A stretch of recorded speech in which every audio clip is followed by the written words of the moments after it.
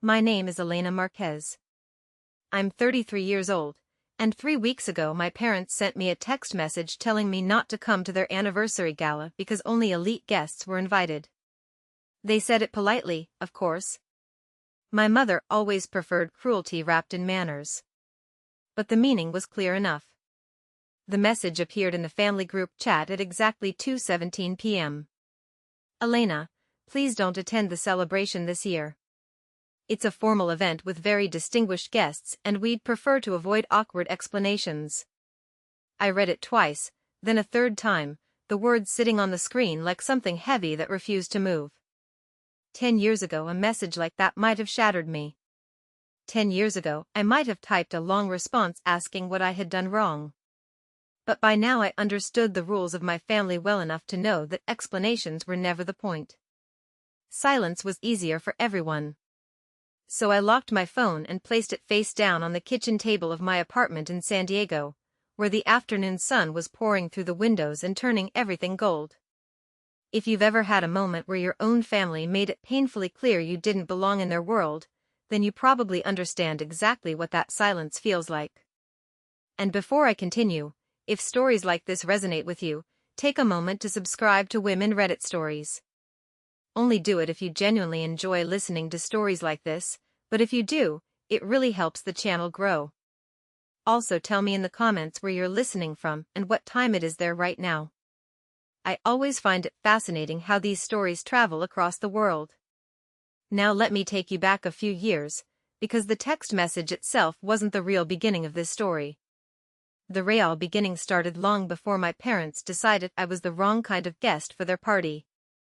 I grew up in a house overlooking Lake Austin in Texas, the kind of house that appeared in real estate magazines with captions like "Modern luxury meets timeless elegance." My parents loved that phrase. They loved anything that suggested prestige. My father, Victor Marquez, built his reputation in private equity. My mother, Isabella Marquez, built hers in social circles that cared deeply about charity galas, museum boards, and whose last name appeared on the donor wall of the Opera House. To most people we were the perfect family. Wealthy, well-connected, polished in the way people become when every mistake can be quietly fixed with money. My older brother Daniel fit that world effortlessly. Daniel went to Stanford, joined an investment firm in San Francisco, and married a venture capitalist's daughter whose wedding dress appeared in Vogue's society pages. My parents loved introducing him to people. They loved the way his accomplishments sounded when spoken out loud. Then there was me. I didn't choose finance or law or anything that could be summarized neatly during a cocktail conversation. I studied marine biology, which according to my father was a hobby disguised as a degree. Eventually I specialized in coastal ecosystem restoration, which meant my job involved muddy boots, research vessels, and long days working along fragile shorelines that developers would have preferred to bulldoze. My mother once introduced me at a fundraiser by saying, "Elena does something with oceans. Environmental things." Then she changed the subject to Daniel's promotion. That moment stayed with me for years. It wasn't just the words. It was the way people smiled politely and immediately lost interest, the way my existence seemed to become slightly inconvenient the longer I stood in the room. The last time I appeared in one of my parents' official Christmas photos was 9 years ago. That year the photographer arranged us on the terrace overlooking the lake, everyone dressed in coordinated winter colors even though Texas barely has a winter.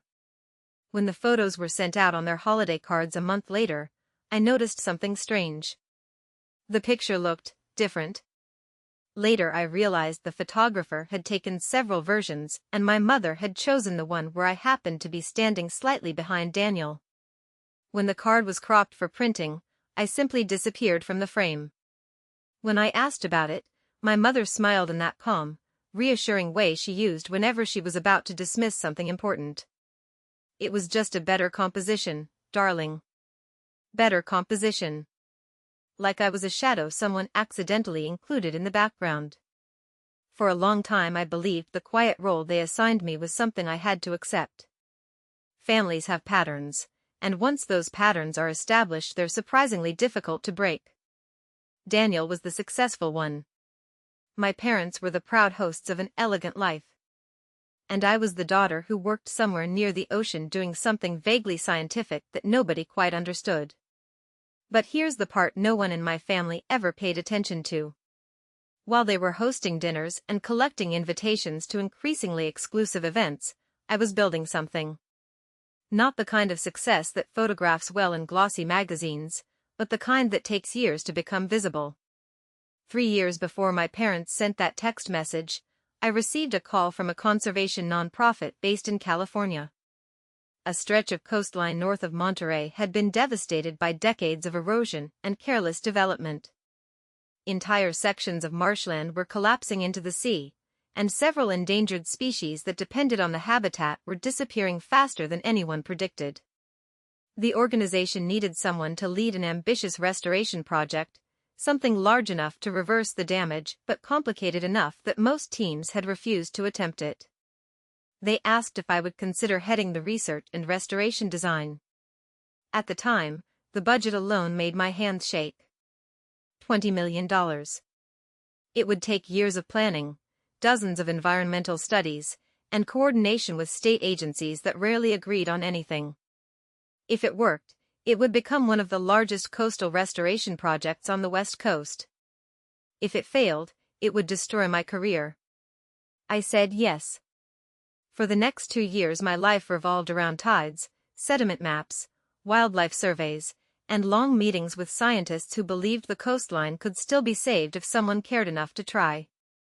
My parents didn't know any of this. Not because I hid it from them, but because they never asked. Every few months my mother would call to remind me about some event I wasn't attending. Every now and then my father would ask if I had considered transitioning into something more practical. Daniel sent holiday texts from whatever city he happened to be investing in that year. But none of them ever asked what I was building. Which brings us back to that message on my phone 3 weeks ago. Please don't attend. Only elites are invited.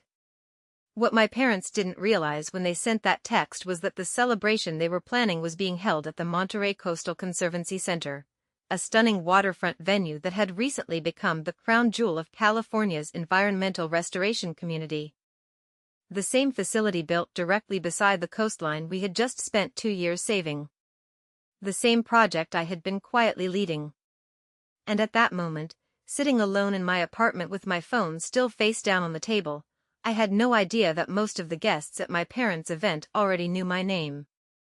I only knew that for the first time in my life, my family had officially told me not to come. And strangely enough, instead of feeling hurt, I felt something else entirely. I felt curious. Because sometimes when people work very hard to keep you out of the room, it's because they have absolutely no idea what happens when you finally walk in. The strange thing about being quietly excluded for years is that eventually it stops feeling personal. It becomes something almost procedural, like a rule everyone silently agrees to follow. My parents hosted dozens of events over the last decade: charity auctions, fundraising dinners, anniversary celebrations, holiday galas, and somehow I was always busy when they happened. At first I believed the explanations. Later I realized they were simply easier for everyone than admitting the truth.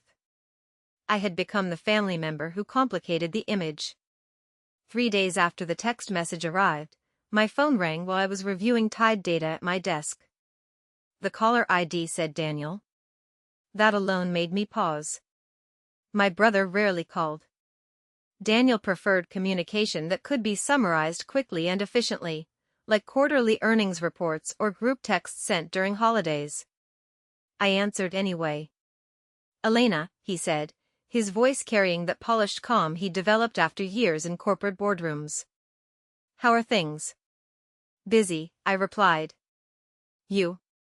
Same as always. Listen. I wanted to talk to you about Mom and Dad's anniversary event. Of course he did. They told me, I said. There was a short silence on the line. Well, Daniel continued carefully, you know how they are about these things.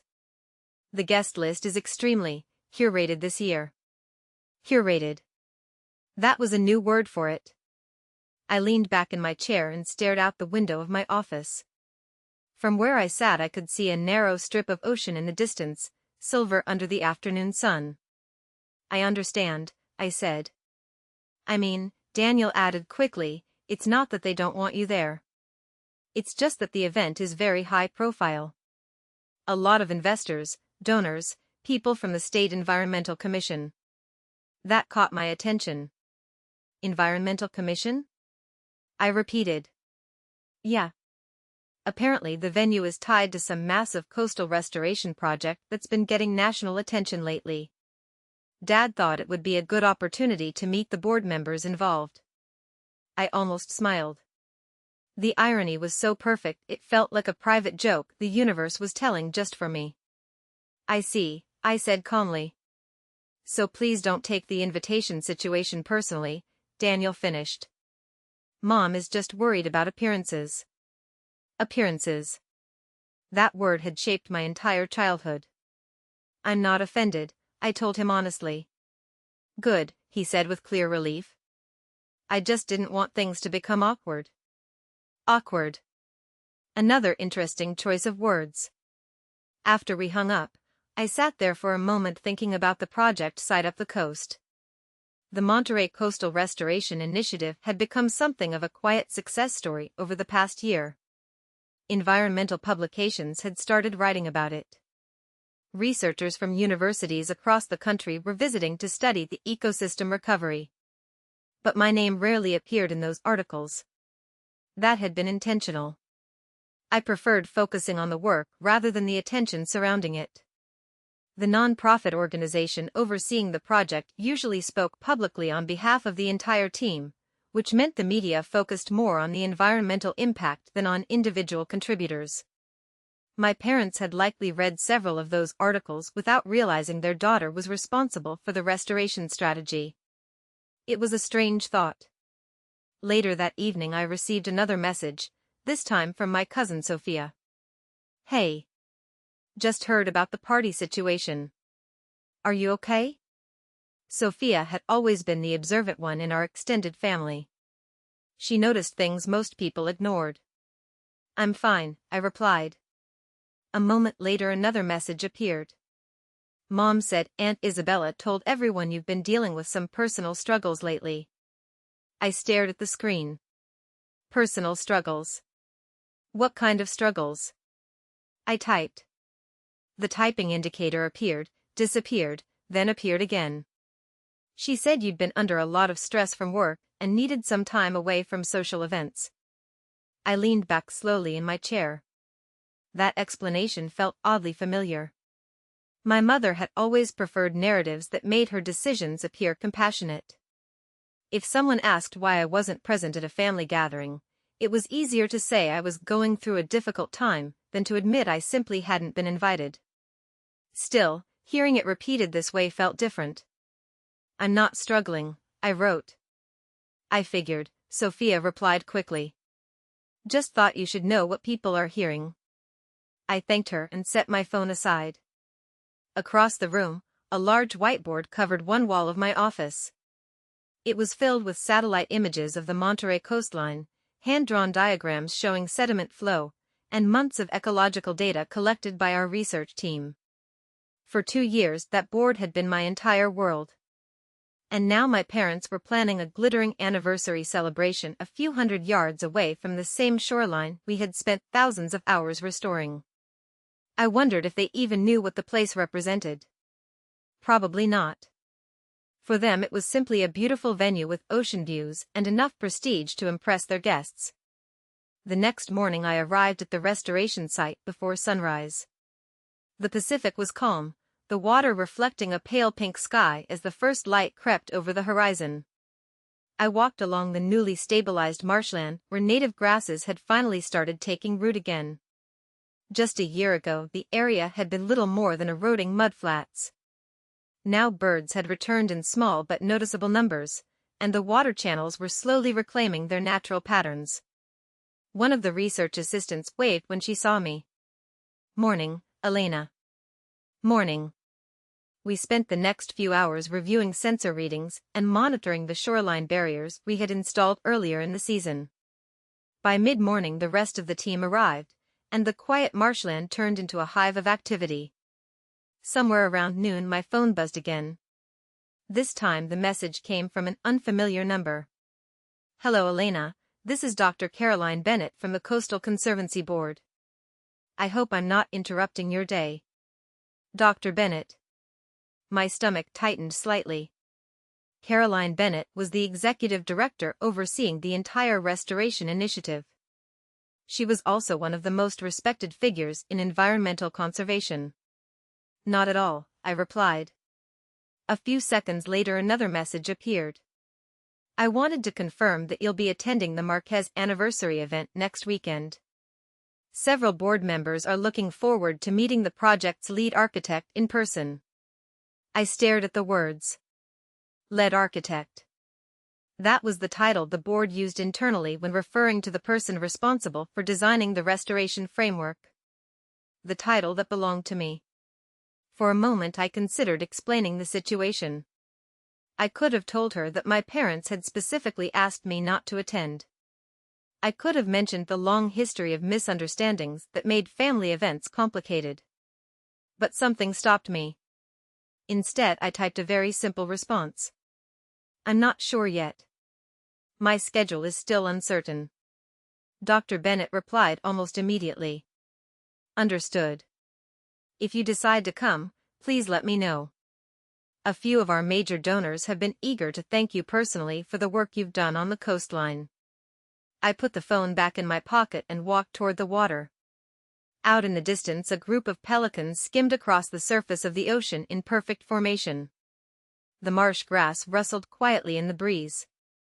For 2 years this place had demanded everything I had to give, every early morning, every late night, every ounce of patience required to rebuild an ecosystem that had nearly vanished. And now, without realizing it, my parents had chosen this exact location to host the most important celebration of their social lives. I wondered what would happen when their carefully curated guest list started asking about the woman who designed the restoration. Because one thing had become increasingly clear over the past few days. People were going to ask. And eventually, someone was going to notice that the person they were asking about wasn't there. A week before my parents' anniversary gala, something unusual happened. My mother called. Now, that might not sound remarkable to most people. Mothers call their children all the time. But my mother rarely called without a specific purpose, and when she did, the conversations tended to follow a very predictable script. First came polite curiosity about my life, which lasted about 30 seconds. Then came whatever information she actually needed. So when her name appeared on my phone while I was driving back from the restoration site, I already knew the call wasn't about me. I answered through the car's speaker system. "Hello, Mom. Elena, darling." Her voice had the smooth, composed tone she used whenever she was speaking to someone she wanted to impress. "I hope I didn't catch you at a bad time." "I'm just driving," I said. "What's going on?" "Oh, nothing urgent," she replied lightly. "I simply wanted to confirm that you received the message about our anniversary celebration." There it was. "I received it," I said. "Good." She paused briefly, as if selecting her next words very carefully. "Your father and I thought it was best to clarify things early so no one feels uncomfortable." Uncomfortable. That word again. "The event will be quite formal this year," she continued. "Several very prominent people are attending. Investors, philanthropists, members of the State Coastal Commission. The guest list is extremely selective." "I understand." "I knew you would," she said quickly, sounding relieved. "You've always been the practical one." The practical one. I could almost see her standing in the large white kitchen of their house in Austin, one hand holding her phone, the other resting against the marble countertop she loved showing off during dinner parties. "We simply didn't want you to feel out of place," she added. Out of place. It was interesting how many different ways someone could say the same thing. I appreciate the concern, I replied calmly. Another pause followed. Actually, my mother said slowly, there's one more thing. Of course there was. Some of our guests may ask about you, she explained. You know how people can be curious about family members who aren't present. Yes. So if anyone happens to reach out, it would be helpful if we were all consistent in our explanation. I slowed the car slightly as traffic thickened on the highway.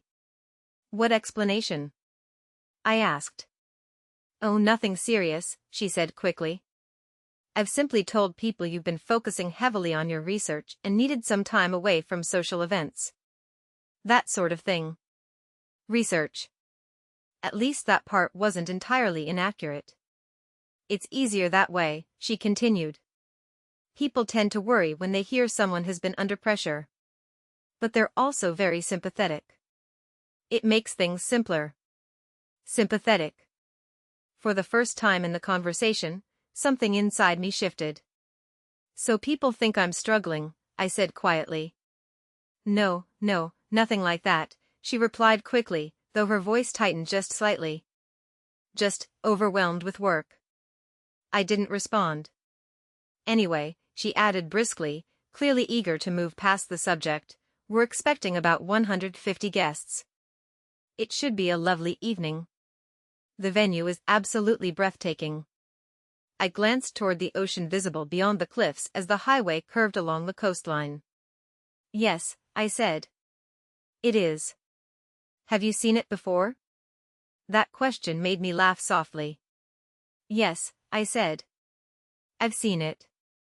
Well, she continued, oblivious to the irony, apparently the facility was recently renovated by some environmental organization. Everyone says the restoration work is extraordinary. It is. Your father was very impressed, she said. He mentioned something about the project being funded by several major donors. Very influential people.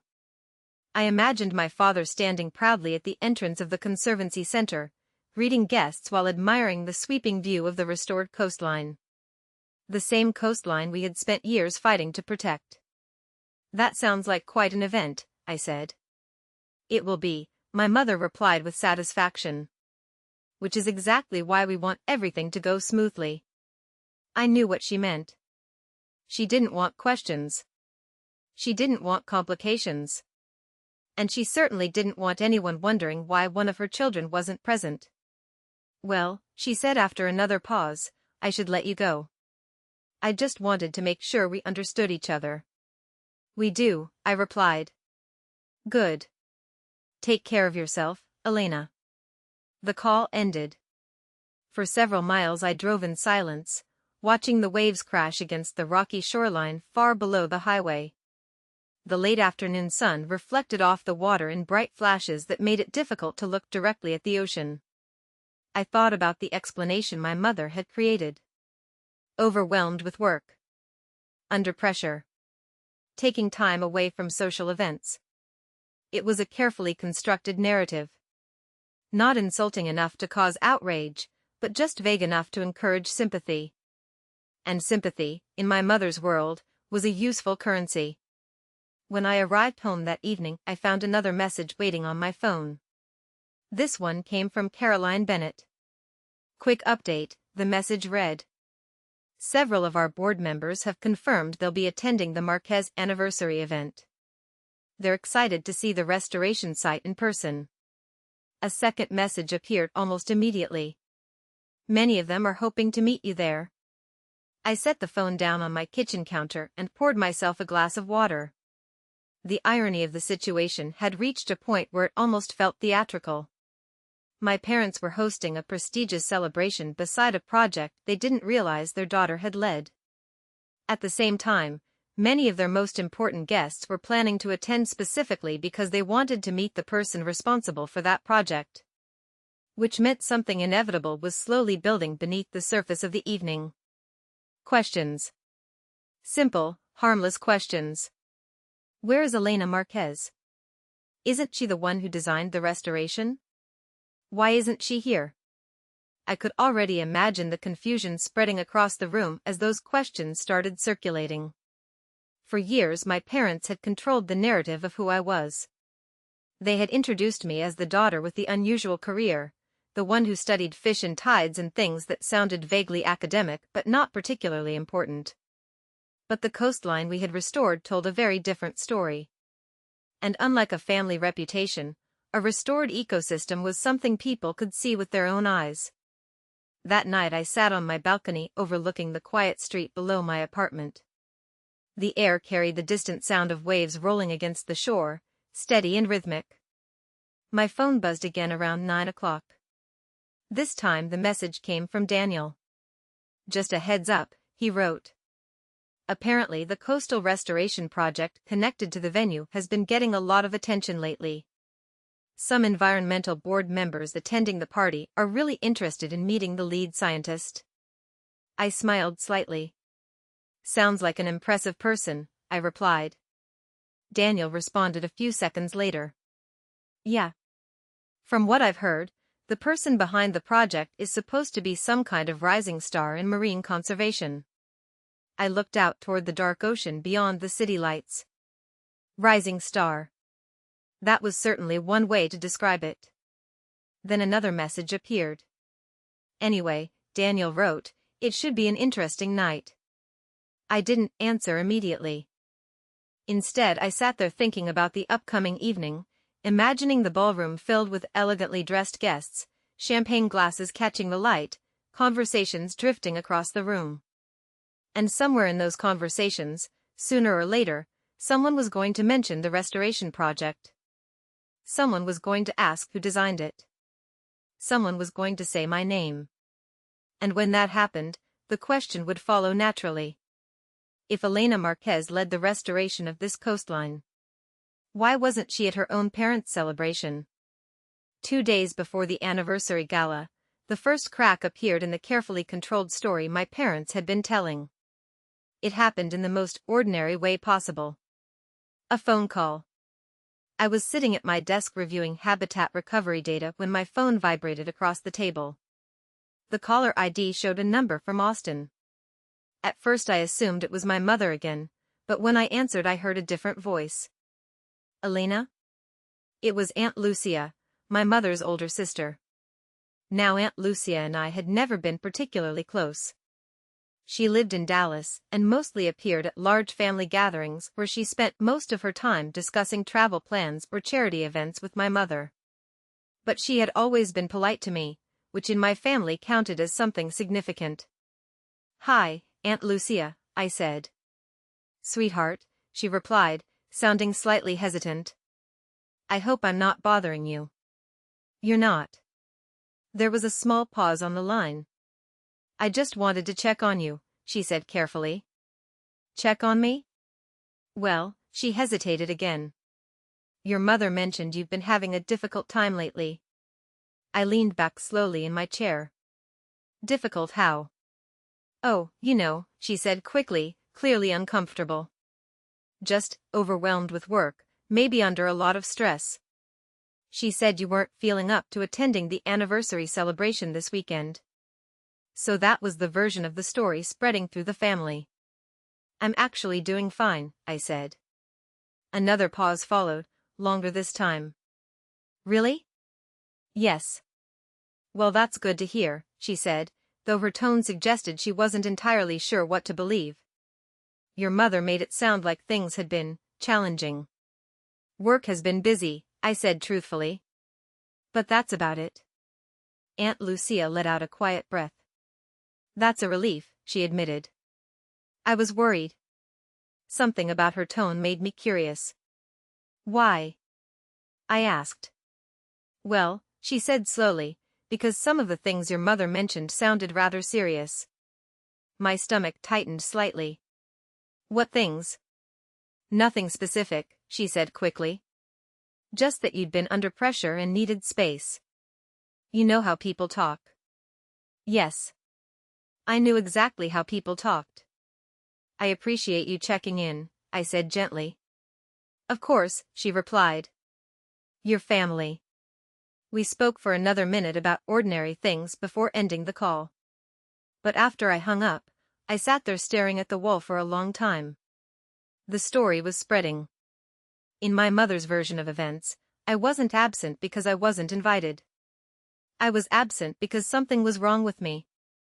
That evening curiosity got the better of me. I opened Facebook, something I rarely did anymore, and searched for my mother's profile. It didn't take long to find the post. 3 days earlier she had shared a photograph of the Monterey Coastal Conservancy Center, the same venue where the anniversary gala would be held. The image showed the sweeping ocean view from the main terrace, the restored marshland stretching along the coastline like a ribbon of green. Her caption read, "Final preparations for Victor and my anniversary celebration this weekend. Feeling grateful for family, friends, and beautiful places that bring people together." Dozens of comments sat beneath the post. Most were the usual responses from her social circle. "Looks stunning. Can't wait for Saturday. Such a perfect venue." But one comment near the top caught my attention. Diane Keller. "Sending love to you and your family. I heard Elena has been going through a tough time. You're so strong to handle everything with such grace." My mother had replied. "Thank you, Diane. Some seasons are harder than others, but we're supporting her however we can." I read the exchange twice. Then I closed the laptop. For a moment I simply sat there in silence, listening to the faint hum of the refrigerator in my kitchen. It wasn't anger I felt. It was something stranger than that. A kind of quiet clarity. For years my parents had shaped the way people perceived me. At family gatherings I was introduced as the daughter with the unusual career. At social events I was the one who worked with fish or tides or something vaguely environmental. Now the narrative has evolved. Now I was the daughter struggling with stress, the one who couldn't attend a prestigious event because life had become too difficult. A convenient story. A compassionate explanation. And completely untrue. The next morning I received an email from Caroline Bennett. "Elena," it began. "Quick update regarding Saturday's event. Several environmental board members have confirmed they will attend, including representatives from the Pacific Conservation Council and 2 major philanthropic donors who helped fund the restoration project." I scrolled down. "They've been asking if the project lead will be present." I told them I hoped so. I stared at the message for a moment. Then another line caught my attention. "Also, the Coastal Research Journal is planning to release their feature article on the Monterey restoration this weekend. It includes an interview with you about the ecological design strategy." I sat up straighter. The article. I had nearly forgotten about that interview. Several months earlier a journalist had spent 2 days following our research team along the coastline. She had asked detailed questions about the restoration process, the environmental challenges, and the long-term impact the project might have on marine ecosystems. At the time she mentioned the article would be published later in the year. Apparently later in the year meant this weekend. Which meant that at some point during my parents' elegant anniversary gala, a major environmental publication would release a feature article about the restoration project, the same project their guests were standing beside. And that article would include my name. I couldn't help laughing softly. Not because the situation was funny, but because the timing was almost unbelievable. For years my family had managed to keep my work separate from their world. They didn't ask questions about my projects, and I didn't volunteer information they clearly weren't interested in hearing. But now the two worlds were about to collide. Not dramatically. Not through confrontation. Just through simple curiosity. A guest reading an article. Someone recognized the project. Someone connected the name. And then, inevitably, the question would appear. Where is Elena Marquez? I stood up from my desk and walked to the window. Outside, the Pacific stretched toward the horizon under a pale blue sky. Waves rolled steadily toward the shore, the same rhythm they had followed long before any of us existed. Restoring the coastline had taken 2 years of relentless effort. Hundreds of people had contributed to the project: researchers, engineers, volunteers, local communities who believed the ecosystem was worth saving. The work itself was real. It existed whether anyone in my family acknowledged it or not. My phone buzzed again that afternoon. This time the message came from Daniel. "Just arrived in Monterey," he wrote. "The venue is incredible. Dad is thrilled." A second message followed. "Apparently the restoration project here has become a huge deal in the environmental world. Some of the guests tonight are really excited about it." I looked down at the screen. "Sounds like a fascinating place," I replied. Daniel responded almost immediately. "Yeah. People keep asking about the person who designed it." I didn't answer right away. Instead, I placed the phone on the desk and stepped outside onto my balcony. The evening air smelled faintly of salt from the ocean. Far below, the city lights flickered on one by one as the sun disappeared beyond the horizon. Tomorrow night my parents would stand at the entrance of that beautiful coastal venue welcoming their elite guests. They would shake hands, exchange smiles, and proudly show everyone the breathtaking restoration work surrounding the building. And sooner or later, someone was going to ask them a very simple question. The kind of question that seems harmless at first. The kind of question that quietly dismantles an entire story. Because once people started asking where I was, the answer wasn't going to be nearly as simple as my mother hoped. The evening of the anniversary gala arrived quietly. No dramatic build-up, no sudden realization that something important was about to happen. The day simply unfolded the way ordinary days do, 1 hour at a time. I woke early that morning, made coffee, and opened my laptop at the kitchen table. Sunlight spilled through the windows of my apartment, warming the wooden floor in long golden stripes. Outside, the street was unusually quiet for a Saturday. For most of the day I tried to treat it like any other. I reviewed shoreline monitoring reports, responded to emails from the research team, and spent an hour analyzing sediment flow models from the marsh channels. Work had always been the easiest place to hide from complicated emotions. But around mid-afternoon my concentration began to slip. Not because I was thinking about the party, but because my phone kept buzzing. The first message came from Daniel around 4 o'clock. "Guests are starting to arrive." A moment later another message appeared. "You should see this place tonight. The sunset over the coastline is unbelievable." I pictured the conservancy center overlooking the water, the wide glass windows reflecting the colors of the evening sky. When we first began the restoration project, that building had been little more than a shell beside a collapsing shoreline. Now it stood like a centerpiece for everything we had rebuilt around it. Another message appeared. "Mom is wearing some designer dress she's been talking about for weeks. Dad looks like he's about to give a speech to the United Nations." I smiled faintly. That sounded exactly right. An hour later Daniel sent another update. "String quartet just started playing. Open bar. About 120 guests already." I imagined the ballroom filling with people in tailored suits and evening gowns, the soft clink of champagne glasses drifting through the air while waiters moved quietly between groups of guests. Then the next message came. "Funny thing." I read the words and waited. "Several people are asking about the restoration project outside." That didn't surprise me. The marshland restoration had become the defining feature of the property. Anyone standing on the terrace could see how dramatically the coastline had changed. Another message followed almost immediately.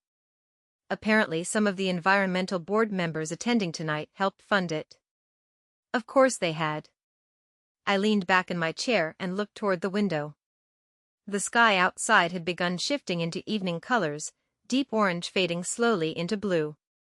For a while the messages stopped. Then at 6:40 my phone buzzed again. "You might appreciate this," Daniel wrote. One of the donors was just explaining the restoration project to a group of guests. He said the lead architect behind the whole thing is supposed to be some kind of genius marine ecologist. I laughed softly. That description felt a bit exaggerated. Another message arrived seconds later. People keep asking where she is. The message hung on the screen for a long moment before another appeared. Her name is Elena Marquez. I could almost see the moment happening in the ballroom. A guest reading something on their phone. Someone recognizing the name. A casual conversation turning slightly more focused. Wait. Marquez? Isn't that the host's last name? I imagined the subtle shift of attention as curiosity spread quietly through the room. Then another message came from Daniel. Someone just asked Mom if the project lead is your sister. I sat up straighter. For a few minutes there were no new messages. The silence stretched longer than usual. Finally my phone buzzed again. Mom said it must be a coincidence. I exhaled slowly. That answer was exactly what I expected.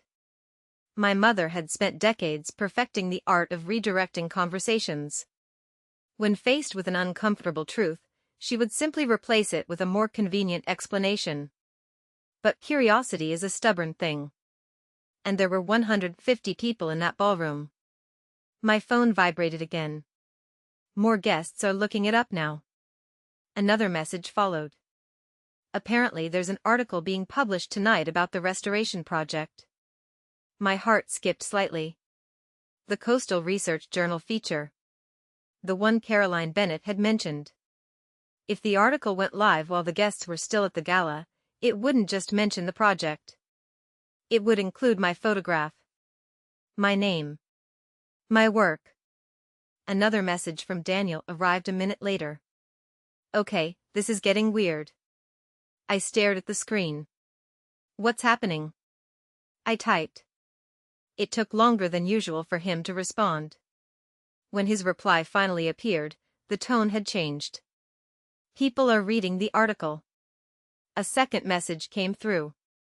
It says the restoration project was designed and led by Dr. Elena Marquez. Then another. From San Diego. And another. Age 33. I could almost hear the whispers spreading across the ballroom. Phones being passed between guests. Someone pointing toward the coastline outside the windows. Someone else reading the article headline out loud. The person responsible for restoring this entire ecosystem. The person who led the $20 million project everyone was admiring tonight. Elena Marquez. Another long pause passed before Daniel sent the next message. Someone just asked Mom again if that's you. My chest tightened slightly. For years my parents had shaped a story about who I was, the quiet daughter with the unusual career, the one who studied fish and tides while the rest of the family built respectable lives. Now a completely different version of that story was circulating through their own party. The phone buzzed again. Dad is saying there must be two Elena Marquezes. I stared at the message for a long time. Two Elena Marquezes. That explanation might work once. Maybe twice. But the article contained photographs of the restoration site. Photographs taken right outside the windows of the ballroom. Another message appeared. People are definitely confused now. Then one more. Someone just asked a really direct question. I waited. Daniel's next message came slowly, as if he had taken a moment before typing it. If Elena Marquez designed the restoration project. A few seconds passed. Then the rest of the message appeared. Why isn't she here tonight? At 7:18 p.m., my phone rang. I already knew who it was before I looked at the screen. Daniel. For a moment I considered letting it go to voicemail. But curiosity won. I answered and placed the phone on speaker while sitting at the kitchen table. In the background I could hear music, the low hum of voices, the unmistakable sound of a large gathering slowly losing its smooth rhythm. Elena, Daniel said. His voice sounded different. Tighter. Hi, I replied. Where are you right now? At home. Silence stretched between us for a second. "You're not here?" he asked. "No," I said calmly. "I thought Mom and Dad made it pretty clear I shouldn't be." Another long pause followed. "You might want to reconsider that," he said quietly. I leaned back slightly in my chair. "Why?" Daniel exhaled slowly, and I heard muffled conversation behind him. "Because the entire room is talking about you." That sentence hung in the air between us. "What do you mean?" I asked. "You know that article about the coastal restoration project," he said. "Yes." "Well, it just went live about 20 minutes ago." I imagined dozens of phones lighting up across the ballroom as notifications appeared. "And?" I asked. "And it's detailed." Daniel sounded like someone trying to process information faster than his brain was comfortable with.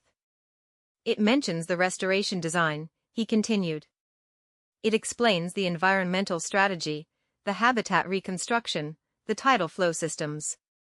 "That sounds accurate."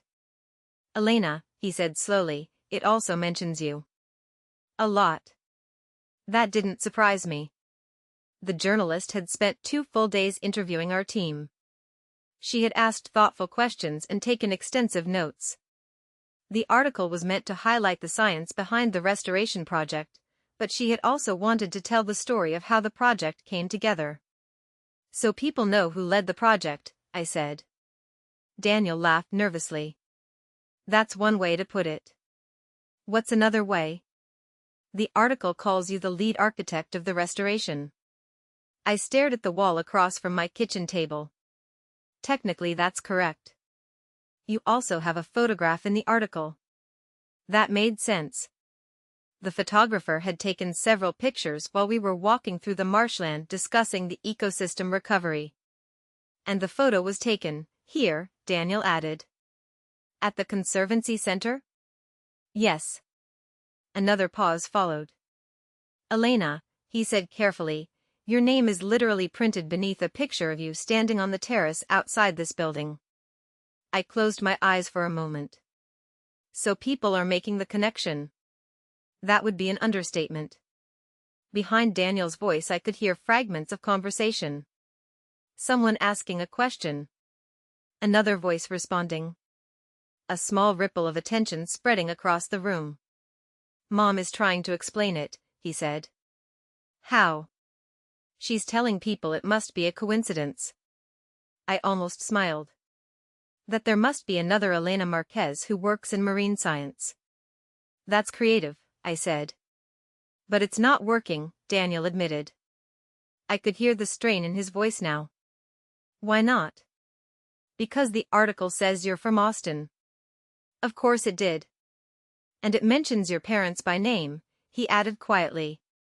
I sat up straight. "What?" "Apparently the journalist included a short background section about you," he said. "It talks about where you grew up." My stomach tightened. "And?" "And it says you were raised in Austin, Texas by Victor and Isabella Marquez." The room behind him grew louder for a moment. "Elena," Daniel continued, lowering his voice, "people are literally turning around and looking at Mom and Dad right now." I could picture the moment unfolding. Guests holding their phones. Eyes moving slowly across the room. A realization forming. "Someone just asked Dad directly," Daniel said. "What did they ask?" He hesitated. "They asked why the person who designed the entire restoration project wasn't invited to the celebration happening beside it." I let out a quiet breath. That was the question I had been expecting. "What did he say?" "He said it's complicated." Of course he did. Another burst of voices echoed through the phone. "What's happening now?" I asked. Daniel sighed. "The board members from the Pacific Conservation Council are here." "That makes sense. They've been funding projects like this for years," he continued. "And apparently they've been following the Monterey restoration very closely." "Yes." "Well," Daniel said slowly, "they were excited to meet the person who led the project." I didn't respond. And when they realized you're not here. He stopped speaking. What happened? I asked. One of them just walked up to Mom. I waited. What did they say? Daniel's voice dropped even lower. They asked if you were running late. I stared at the window across the room. Outside, the sky had turned deep blue as night settled over the city. And what did Mom say? I asked. Daniel didn't answer immediately. When he finally spoke, his voice carried a tone I had never heard from him before. She said you've been going through a difficult time. Of course she did. But then one of the board members said something interesting, he added. What? He said he spoke with you last week. I leaned forward slightly. That's possible, I said. Caroline Bennett mentioned some of the board members might reach out. Well, this one did, Daniel said. And he told Mom you sounded perfectly fine. The silence on the phone stretched longer this time. What happened after that? I asked. Daniel let out a breath. Now everyone is confused. I imagined the elegant ballroom filled with people who suddenly realized something wasn't adding up. My parents have spent years telling people you're the quiet daughter with the unusual career, Daniel said slowly. That sounds familiar. But the article describes you as one of the leading coastal restoration specialists on the West Coast. That description still felt strange to hear out loud. And the restoration project everyone is admiring tonight, he continued, exists because of your design. Another ripple of voices passed through the background. What are people saying now? I asked. Daniel hesitated again. They're asking a lot of questions. Like what? Like why your parents never mentioned any of this. I nodded quietly to myself. That's a reasonable question. And they're also asking something else. What? Daniel exhaled slowly. They're asking why the woman responsible for restoring this entire coastline was specifically told not to attend the celebration happening beside it. The room behind him seemed to grow even louder. Mom and Dad are trying to keep things under control, he added. But people are curious. Curiosity. That quiet, persistent force that slowly dismantles carefully constructed stories. Elena, Daniel said finally, I think you should come here. I looked down at the phone in my hand. Why? Because right now, he said, there are 150 people standing inside a building you helped restore. He paused. And they all want to know where you are. For a moment I didn't answer. Then I stood up from the kitchen table. Not because Daniel asked me to. But because suddenly I realized something simple. The restoration project had never belonged to my parents. The work belonged to the coastline. And if people were standing there tonight admiring what we had built, then maybe it was time for me to see it too. The drive from my apartment to the Monterey Coastal Conservancy Center took a little under an hour. I didn't rush. For most of the drive I kept the windows slightly open, letting the cool ocean air drift into the car. The road curved along the coastline in long quiet stretches where the Pacific rolled endlessly beside the cliffs. The sky was completely dark now, and the moon hung low above the water like a pale lantern. My phone buzzed several more times during the drive. Messages from Daniel. Updates about the party. People are still talking about the article. Someone from the Coastal Commission asked Dad if he's proud of your work. Mom is pretending she already knew everything. I didn't answer any of them. Because something inside me had settled. For years I had imagined confronting my parents about the way they treated me. In those imagined conversations I was angry, emotional, determined to finally say everything I had kept silent. But as I drove through the quiet darkness toward the Conservancy Center, none of those feelings were there. What I felt instead was calm. Not the forced calm that comes from pretending something doesn't hurt. Real calm. The kind that arrives when you realize you don't need someone else's approval anymore. About 40 minutes later the entrance road to the Conservancy Center appeared ahead of me. The long driveway curved through restored marshland before rising gently toward the main building. Even at night the coastline looked different now. 2 years earlier this stretch of land had been collapsing into the ocean. The wetlands were eroding, the natural water channels blocked by decades of development. Entire sections of habitat had nearly vanished. Now the marsh grass moved softly in the wind, and the tidal pools reflected the lights from the building above. The restoration had worked. Not perfectly. Ecosystems never return overnight. But the foundation was there, and the shoreline was healing. When the Conservancy Center finally came into view, the building looked exactly the way Daniel described. Bright. Elegant. Alive with movement. Large windows overlooked the ocean, and through them I could see silhouettes of people moving inside the ballroom. The terrace lights illuminated the restored coastline beyond, casting long reflections across the water. I parked near the far end of the lot and sat for a moment with my hands resting on the steering wheel. Then my phone buzzed again. Daniel. Are you coming? I typed a short reply. Yes. The 3 letters appeared on the screen, simple and final. I stepped out of the car and walked toward the building. As I approached the entrance, the sound of the party grew clearer, music drifting through the open doors, the low murmur of conversations, occasional bursts of laughter carried out onto the terrace. The main doors were open, welcoming guests arriving from the parking area. I paused for a second just outside the entrance. Not because I felt nervous, but because I wanted to take in the view. From this angle the restored coastline stretched away beneath the moonlight, the marsh channels winding through the grass exactly the way we had designed them. The ocean moved steadily beyond the shoreline barriers we installed 2 years earlier. Hundreds of hours of work. Thousands of decisions. All of it standing quietly behind the building where my parents were hosting their celebration. Then I walked inside. The ballroom fell silent faster than I expected. It didn't happen all at once. First one person noticed me near the doorway. Then another. Then a cluster of guests near the terrace turned their heads. Whispers moved through the room like a ripple across water. That's her. Elena Marquez. The scientist from the article. Within seconds the quiet spread across the entire ballroom.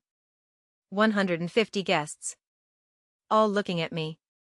Across the room I saw my parents standing near the center of the crowd. My mother's expression shifted almost instantly from polite conversation to something closer to disbelief. My father's posture stiffened, his glass frozen halfway to his lips. Daniel stood a few steps away from them, staring at me with the kind of expression people wear when reality suddenly rearranges itself. I walked forward slowly, the soft sound of my shoes crossing the polished floor echoing faintly in the silence. People stepped aside as I passed. Not dramatically. Just enough to clear a path. By the time I reached the center of the room, the entire ballroom had formed a loose circle around us. My parents stood directly in front of me. For a moment none of us spoke. Then my mother recovered first. Elena, she said, forcing a smile that didn't quite reach her eyes. What a surprise. I was in the area, I replied calmly. A few quiet laughs rippled through the crowd. My father cleared his throat. This really isn't the time for. For what? I asked gently.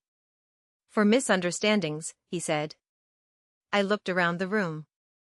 Dozens of guests still held their phones in their hands. Some of them were clearly displaying the article. There doesn't seem to be much misunderstanding, I said. My mother's voice tightened. You weren't feeling well, she said quickly. That's what we told everyone. One of the guests nearby spoke up before I could answer. Dr. Marquez, the man said, extending his hand, I'm Robert Chin from the Pacific Conservation Council. Your restoration work here is extraordinary. I shook his hand. Thank you. Another guest stepped forward. I read the article this evening, she said. The ecological design you implemented along the marsh channels is brilliant. More voices followed. Compliments. Questions. Interest. Not directed at my parents. Directed at me. For the first time in my life, the room wasn't seeing me as the daughter who didn't quite fit. They were seeing the work. Eventually the attention shifted back toward my parents. One woman near the front asked the question that had been hanging in the air all evening. Why wasn't Elena invited tonight? The silence that followed was heavier than anything I had experienced in that room. My mother opened her mouth. Then closed it again. My father looked like a man who had spent his entire life preparing speeches for every situation except this one. I saved them from answering. I wasn't invited, I said simply. The honesty landed harder than any accusation could have. For a moment no one moved. Then Daniel spoke quietly. Apparently we made a mistake. I looked at him. Everyone makes mistakes, I said. The conversation slowly resumed around us, though the atmosphere had clearly changed. People returned to their drinks, but the focus of the room had shifted permanently. My parents' carefully curated evening had become something else. A room full of influential people discussing the restoration project. And the woman who led it. After a while I stepped outside onto the terrace. The ocean stretched into darkness beyond the restored marshland, waves moving steadily against the shoreline we had fought so hard to protect. Behind me I could still hear the faint sound of the party continuing inside. But for the first time in years, I felt completely separate from it. Not excluded. Free. My phone buzzed once more. A message from my father. We should talk. I stared at the screen for a long moment before replying. Maybe someday. Then I placed the phone in my pocket and looked out over the coastline again. The marsh grass moved gently in the wind, and somewhere in the distance a seabird called across the water. For years I believed the most important thing in my life was earning my family's approval. But standing there on the terrace that night, looking at the restored shoreline stretching beneath the moonlight, I realized something much simpler. I had already built something that mattered.